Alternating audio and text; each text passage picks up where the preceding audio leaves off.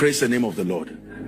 That's why you can see ordinary people who don't look like it, but their decisions are always destiny defining. You know why? They have mastered the art of engaging this prayer. God, should I pursue? Should I overtake? Should I pursue? You will see a building that does not make sense, and the Spirit of God tells you, let's go to the place of prayer. Fast for 2 days. By the second day, God will tell you, this building you see, a company is coming to buy it in 2 months. Buy it now. You will sell it for 10 times the price. Buy it now. Other people, they leave all these carcass, but because you had him, you can just go with childlike faith and even make a deposit just to trap it down.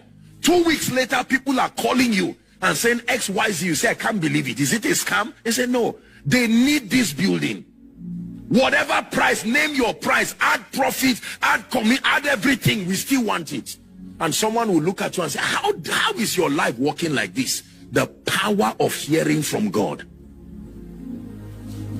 This is the model that many of our fathers in the faith taught us. They would tell you, God said this.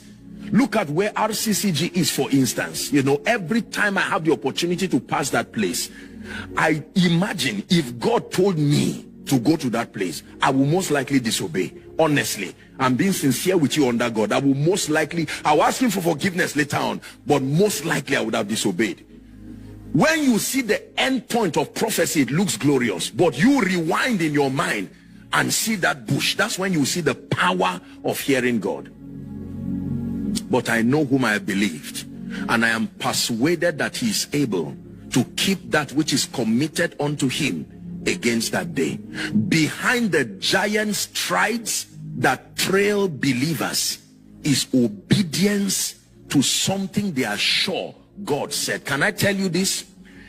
If you take a step knowing and or believing it was God that led you, and God sees the sincerity of your heart, even if you are in error, he would defend you for his name's sake. This is one thing I know about God. That means if I walk through this LED believing that it was a door and believing that it was God that told me to walk there, God will carry a door and put there for my sake, to make sure that it is not that trusting him is a risk. Look at what he told Peter. If it be thou, bid me come. Peter verified. This is an example of such prayer. Peter said, tell me if you are the one. And he said, come. Peter took the step of faith. But because he was sinking, God took responsibility. It was at my word and he held him. Don't be afraid of obeying God.